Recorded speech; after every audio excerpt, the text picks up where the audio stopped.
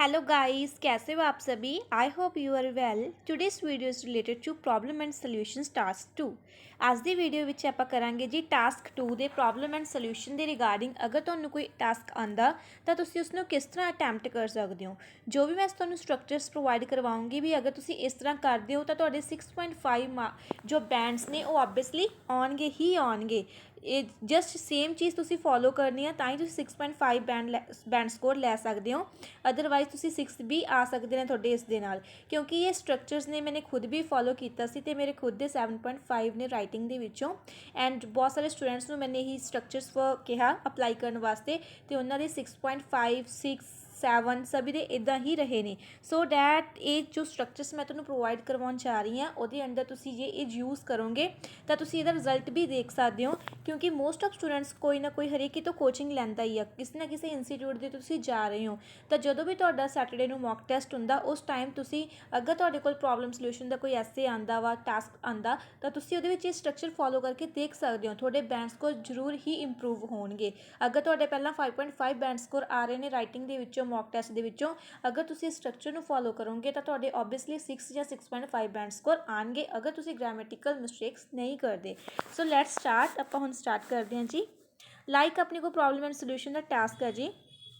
In some countries, the average weight of people is increasing and their levels of health and fitness are decreasing. What do you think are the causes of the problem and what measures could be taken to solve them?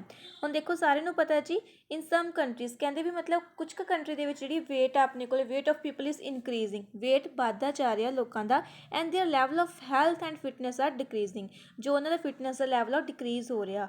What do you think, ਤੁਸੀਂ ਕੀ ਸੋਚਦੇ ਹੋ ਕੀ ਕਾਰਨ ਨੇ ਇਹਦੀ, ਕੀ problems ਆ ਰਹੀਆਂ, ਕਿਉਂ ਨੇ ਆ ਰਹੇ ਨੇ ਇਹ, ਠੀਕ ਹੈ। ਐਂਡ ਇਹਨੂੰ ਕਿੱਦਾਂ ਆਪਾਂ ਸੋਲਵ ਕਰ ਸਕਦੇ ਹਾਂ, ਕੀ ਇਹਦੇ ਸੋਲਿਊਸ਼ਨਸ ਹੋ ਸਕਦੇ ਨੇ। ਸੋ ਡੈਟ ਹੁਣ ਮੇਨ ਚੀਜ਼ ਆਪਣੇ ਕੋਲ ਟਾਸਕ 2 ਦੇ ਵਿੱਚ ਇਹ ਹੁੰਦੀ ਆ, ਜੋ ਸਟੂਡੈਂਟਸ ਨੇ ਟਾਸਕ 2 ਦੀ ਜੋ ਮੇਨ ਸਟੇਟਮੈਂਟ ਹੁੰਦੀ ਆ ਉਹਨੂੰ ਹੀ ਐਨਾਲਾਈਜ਼ ਨਹੀਂ ਕਰ ਪਾਉਂਦੇ।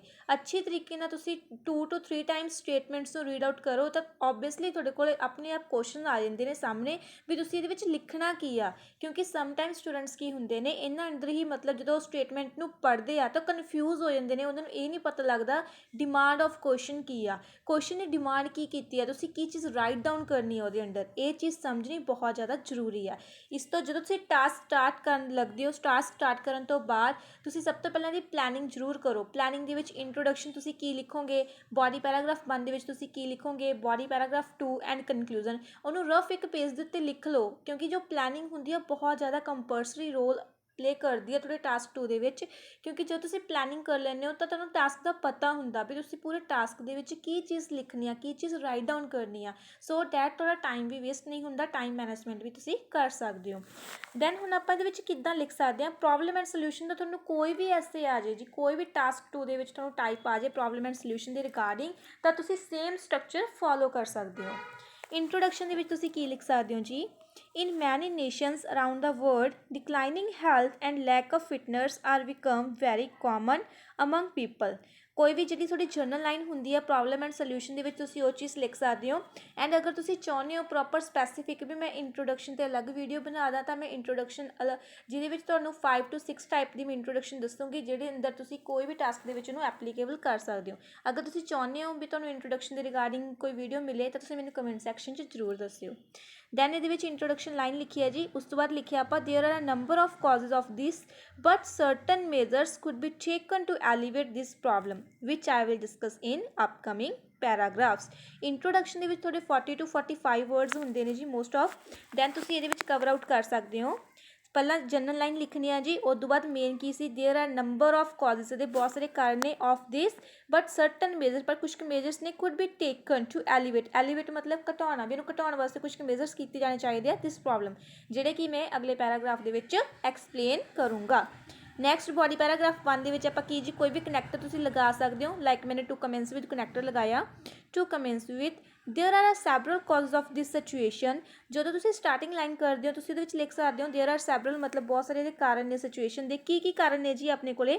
ਫੋਰ ਐਗਜ਼ਾਮਪਲ ਹੁਣ ਆਪਣੇ ਕੋਲ ਫਸਟ ਜੋ ਤੁਸੀਂ ਪੁਆਇੰਟ ਰਾਈਟ ਡਾਊਨ ਕਰਨਾ ਉਹ ਤੁਸੀਂ ਸਟਾਰਟਿੰਗ ਦੇ ਵਿੱਚ ਲਿਖਣਾ। ਜਿਸ ਤਰ੍ਹਾਂ ਮੈਂ ਲਿਖਿਆ fast food and lack of exercise has been prominent 1। ਇਹ ਸਾਰਿਆਂ ਨਾਲ ਪਹਿਲਾਂ ਤੁਸੀਂ ਇਕੱਲਾ ਫਾਸਟ ਫੂਡ ਵੀ ਲਿਖ ਸਕਦੇ ਹੋ, fast food has been prominent 1। ਜੋ ਵੀ ਤੁਸੀਂ ਮੇਨ ਚੀਜ਼ ਲਿਖਣਾ, ਮੋਸਟ ਆਫ ਸਟੂਡੈਂਟਸ ਦਾ ਕੀ ਹੁੰਦਾ, ਉਹਨਾਂ ਕੋਲ ਆਈਡੀਆਸ ਤਾਂ ਬਹੁਤ ਹੁੰਦੇ ਨੇ ਬਟ ਉਹਨਾਂ ਦੀ ਐਕਸਪਲੇਨੇਸ਼ਨ ਨਹੀਂ ਉਹ ਚੰਗੀ ਤਰ੍ਹਾਂ ਕਰਦੇ। ਐਕਸਪਲੇਨ ਕਰਨਾ, ਜੋ ਵੀ ਤੁਹਾਡੇ ਕੋਲ ਚਾਹੇ ਇੱਕ ਆਈਡੀਆ ਚਾਹੇ ਤੁਹਾਡੇ ਕੋਲ ਦੋ ਆਈਡੀਆ ਨੇ, ਬਟ ਉਹਦੀ ਐਕਸਪਲੇਨ ਬਹੁਤ ਜ਼ਿਆਦਾ ਮੈਟਰ ਕਰਦੀ ਹੈ, ਕਿਉਂਕਿ ਤੁਸੀਂ ਕੀ ਕਰਦੇ ਹੋ, ਆਈਡੀਆਸ ਨੂੰ ਵਿੱਚ ਹੀ ਛੱਡ ਦਿੰਦੇ ਹੋ। ਆਈਡੀਆਸ ਤੁਸੀਂ ਲਿਖਤਾ, ਠੀਕ ਹੈ ਜੀ, ਫਾਸਟ ਫੂਡ ਹੈ ਵੀ ਹਾਂਜੀ ਫਾਸਟ ਫੂਡ ਖਾਂਦੇ ਨੇ ਤਾਂ ਉਹ ਓਵਰਵੇਟ ਹੋ ਰਹੇ ਨੇ, ਬਟ ਫਾਸਟ ਫੂਡ ਨਾਲ ਓਵਰਵੇਟ ਦਾ ਮਤਲਬ ਕਿੱਦਾਂ ਹੁੰਦੇ ਨੇ, ਉਹਦੇ ਵਿੱਚ ਪ੍ਰੋਪਰ ਤੁਸੀਂ ਦੱਸੋਗੇ ਨਾ ਵੀ ਫਾਸਟ ਫੂਡ ਦੇ ਨਾਲ ਕੀ ਹੁੰਦੇ ਨੇ। ਉਹਦੇ ਵਿੱਚ ਕੁਛ ਇੱਦਾਂ ਦੇ ਇਨਗਰੀਡੀਐਂਟਸ ਹੁੰਦੇ ਨੇ, ਆਇਲੀ ਹੁੰਦੇ ਨੇ, ਜਿਹਦੇ ਕਰਕੇ ਉਹਨਾਂ ਦਾ ਓਵਰਵੇਟ ਹੁੰਦਾ, ਬਟ ਉਹੀ ਚੀਜ਼ ਆਪਾਂ ਮਿਸ ਕਰ ਦਿੰਦੇ ਹਾਂ, ਜਿਹਦੇ ਕਰਕੇ ਫਿਰ ਆਪਾਂ ਕਹਿੰਦੇ ਵੀ ਸਾਡੇ ਬੈਂਡ ਸਕੋਰਸ ਘੱਟ ਰਹੇ ਨੇ ਜਾਂ ਸਾਡੇ ਬੈਂਡ ਸਕੋਰਸ ਕਿਉਂ ਨਹੀਂ ਆ ਰਹੇ। ਅਸੀਂ ਸਾਰੀ ਚੀਜ਼ ਲਿਖੀ ਆ, ਅਸੀਂ ਆਈਡੀਆਜ਼ ਵੀ ਲਿਖੇ ਨੇ, ਬਟ ਤੁਸੀਂ ਆਈਡੀਆਜ਼ ਨੂੰ ਪ੍ਰੋਪਰ ਤਰੀਕੇ ਨਾਲ ਐਲੈਬੋਰੇਟ ਨਹੀਂ ਕਰਦੇ, ਜਿਹਦੇ ਕਰਕੇ ਕੀ ਹੁੰਦੇ, ਤੁਹਾਡੇ ਬੈਂਡ ਸਕੋਰ ਡਿਡਕਟ ਹੁੰਦੇ ਨੇ। ਅਗਰ ਤੁਸੀਂ ਚਾਹੁੰਦੇ ਹੋ ਪ੍ਰੋਪਰ ਮੈਂ ਇਸ ਟਾਸਕ ਨੂੰ ਲਿਖਾਂ, ਪ੍ਰੋਪਰ ਲਿਖ ਕੇ ਤੁਹਾਨੂੰ ਵੀਡੀਓ ਅਲੱਗ ਤੋਂ ਪਾਵਾਂ, ਤਾਂ ਵੀ ਤੁਸੀਂ ਮੈਨੂੰ ਕਮੈਂਟ ਕਰ ਸਕਦੇ ਹੋ। ਮੈਂ ਅਲੱਗ ਤੋਂ ਪ੍ਰੋਪਰ ਮਤਲਬ ਟਾਸਕ ਦੇ ਵਿੱਚ ਤੁਸੀਂ ਐਕਸਪਲੇਨ ਕਿੱਦਾਂ ਕਰਨੇ ਆ ਆਈਡੀਆਜ਼ ਨੂੰ, ਉਹ 'ਤੇ ਅਲੱਗ ਵੀਡੀਓ ਬਣਾ ਦੂੰਗੀ। ਦੈਨ ਹੁਣ ਆਪਾਂ ਰੀਡ ਕੀਤਾ ਸੀ ਜੀ, fast food and lack of exercise has been prominent one. ਹੁਣ ਇਹਦੇ ਵਿੱਚ ਦੇਖੋ ਉਸ ਤੋਂ ਬਾਅਦ ਮੈंने ਕੀ ਲਿਖਿਆ ਹੈਗਾ ਵੀ ਤੁਸੀਂ ਕੀ ਲਿਖਣਾ ਹੁੰਦਾ ਜਦੋਂ ਤੁਸੀਂ ਬੋਡੀ ਪੈਰਾਗ੍ਰਾਫ ਦੇ ਵਿੱਚ ਆਪਣਾ ਆਈਡੀਆ ਸਟਾਰਟ ਕਰਦੇ ਹੋ। ਸਭ ਤੋਂ ਪਹਿਲਾਂ ਐਕਸਪਲੇਨ ਦਾ ਰੀਜ਼ਨ ਕੀ ਸੀ ਹੁਣ ਤੁਹਾਡਾ, ਠੀਕ ਹੈ, ਤੁਸੀਂ ਲਿਖਤਾ ਫਾਸਟ ਫੂਡ ਖਾਂਦੇ ਨੇ, ਲੈਕ ਆਫ ਐਕਸਰਸਾਈਜ਼ ਆ ਜਿਹਦੇ ਕਰਕੇ ਕੀ ਨੇ ਉਹ ਓਵਰਵੇਟ ਹੋ ਰਹੇ ਨੇ। ਹਾਊ ਐਂਡ ਵਾਈ, ਤਾਂ ਮਤਲਬ ਜੋ ਵੀ ਤੁਸੀਂ ਰੀਜ਼ਨ ਲਿਖੋਗੇ, ਠੀਕ ਹੈ ਜੀ, ਉਹ ਜਾਂ ਤਾਂ ਫਿਰ ਹਾਊ ਐਪਲੀਕੇਬਲ ਹੋਏਗਾ ਉਹ 'ਤੇ ਜਾਂ ਫਿਰ ਉਹ 'ਤੇ ਵਾਈ ਐਪਲੀਕੇਬਲ ਹੋਏਗਾ।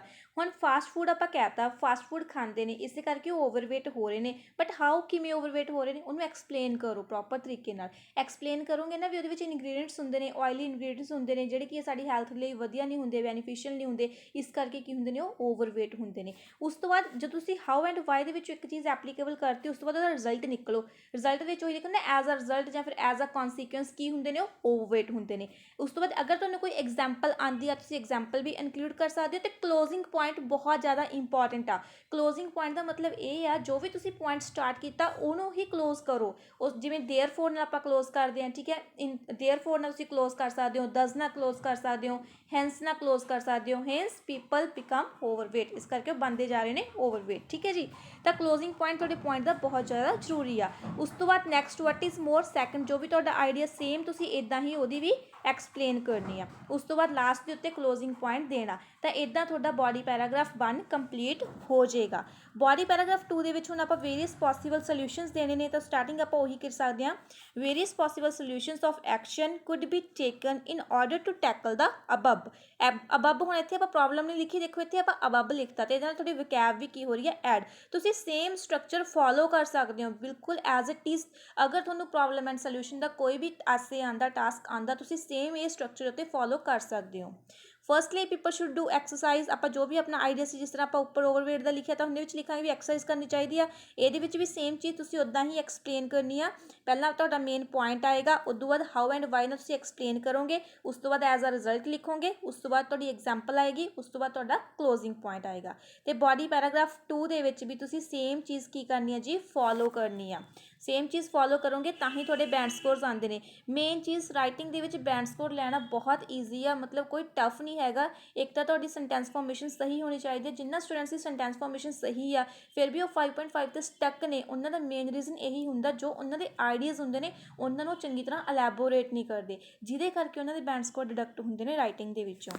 ਦੈਨ ਤੁਸੀਂ ਇਹੀ ਸੇਮ ਚੀਜ਼ ਇੱਥੇ ਫੋਲੋ ਕਰ ਸਕਦੇ ਹੋ। ਫੋਲੋ ਕਰਨ ਤੋਂ ਬਾਅਦ ਤੁਸੀਂ ਲਾਸਟ ਦੇ ਵਿੱਚ ਦੇਖੋ conclusion same as it is copy ਕਰ ਸਕਦੇ ਹੋ ਇਸ ਕਨਕਲੂਜਨ ਨੂੰ। Keeping in view all the above mention facts I restate that although this obstacle, although ਕੰਪਲੈਕਸਨ ਟੈਂਸ ਆ ਗਿਆ ਤੁਹਾਡਾ, although this obstacle is not insurmountable, ਭਾਵੇਂ ਕਿ ਜਿਹੜੀ ਇਹ ਮਤਲਬ ਪ੍ਰੋਬਲਮ ਆ insurmountable ਨਹੀਂ ਹੈਗੀ, it is need of art to take some effective measures for the betterment of the individuals। ਤੁਸੀਂ ਸੇਮ ਐਜ਼ ਇਟ ਇਜ਼ ਇਹਨੂੰ ਕਾਪੀ ਕਰ ਸਕਦੇ ਹੋ ਪ੍ਰੋਬਲਮ ਐਂਡ ਸੋਲਿਊਸ਼ਨ ਦੇ ਟਾਸਕ ਦੇ ਵਿੱਚ। ਇਹ ਤੁਹਾਡਾ ਮਤਲਬ ਪ੍ਰੋਪਰ ਮੈਂ ਸਟਰਕਚਰਸ ਪ੍ਰੋਵਾਈਡ ਕੀਤਾ ਜਿਹਦੇ ਅਕੋਰਡਿੰਗ ਤੁਸੀਂ ਆਪਣਾ problem and solution the task complete ਕਰ ਸਕਦੇ ਹੋ।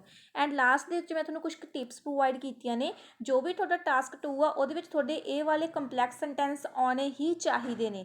ਮੇਨ ਚੀਜ਼ ਕੀ ਹੁੰਦੀ ਆ, ਆਪਾਂ ਸਾਰੀ ਚੀਜ਼ ਲਿਖ ਲੈਂਦੇ ਹਾਂ ਬਟ ਫਿਰ ਵੀ ਉਹਦੇ ਵਿੱਚ ਕੁਝ ਨਾ ਕੁਝ ਕਮੀ ਰਹਿ ਜਾਂਦੀ ਆ। ਤਾਂ ਜੋ ਵੀ ਤੁਸੀਂ ਡੇਲੀ ਤੇ ਟਾਸਕ ਲਿਖਦੇ ਹੋ, ਆਪਣੀ ਡੇਲੀ ਰੂਟੀਨ 'ਚ ਟਾਸਕ ਲਿਖਦੇ ਹੋ, ਚਾਹੇ ਤੁਸੀਂ ਇੰਸਟੀਟਿਊਟ ਇੰਸਟੀट्यूट लिख रहे हो ਜਾਂ ਫਿਰ ਘਰੇ ਅਟੈਂਪਟ ਕਰ ਰਹੇ ਹੋ, ਠੀਕ ਹੈ, ਉਹਦੇ ਵਿੱਚ ਦੇਖੋ ਤੁਹਾਡੇ ਜੋ ਕੰਪਲੈਕਸ ਸੈਂਟੈਂਸ ਨੇ ਉਹ ਜ਼ਰੂਰ ਪਾਓ ਉਹਦੇ ਵਿੱਚ 4 to 5 ਕੰਪਲੈਕਸ ਸੈਂਟੈਂਸ ਹੋਣੇ ਚਾਹੀਦੇ ਤੁਹਾਡੇ ਟਾਸਕ ਦੇ ਵਿੱਚ। ਤਾਂ ਮਤਲਬ ਕੋਈ ਵੀ ਨਹੀਂ ਰੋਕ ਸਕਦਾ ਵੀ ਤੁਹਾਡੇ 6 ਜਾਂ 6.5 ਬੈਂਡ ਸਕੋਰ ਆਉਣ ਨਾ ਰਾਈਟਿੰਗ ਦੇ ਵਿੱਚ, ਓਬਵੀਅਸਲੀ ਆਉਣਗੇ ਜਦੋਂ ਤੁਹਾਡਾ ਪ੍ਰੋਪਰ ਤਰੀਕੇ ਨਾਲ ਉਹ ਚੀਜ਼ ਲਿਖੀ ਹੋਏਗੀ। ਤੁਸੀਂ ਮੇਨ ਕਿਹੜੇ ਲਿਖ ਸਕਦੇ ਹੋ ਕੰਪਲੈਕਸ ਸੈਂਟੈਂਸ ਜੀ, ਨਾਟ ਓਨਲੀ ਬਟ ਆਲਸੋ ਲਿਖ ਸਕਦੇ ਹੋ, ਨਾਟ ਓਨਲੀ ਬਟ ਆਲਸੋ ਸਾਰਿਆਂ ਨੂੰ ਯੂਜ਼ ਕਰਨਾ ਆਉਂਦਾ ਵਾ, ਇਹ ਚੀਜ਼ ਤੁਸੀਂ ਲਿਖ ਸਕਦੇ ਹੋ। ਆਲਦੋ ਵਾਲਾ ਲਿਖ ਸਕਦੇ ਹੋ ਜੀ, ਈਵਨ ਦੋ ਦਾ ਹੋ ਗਿਆ।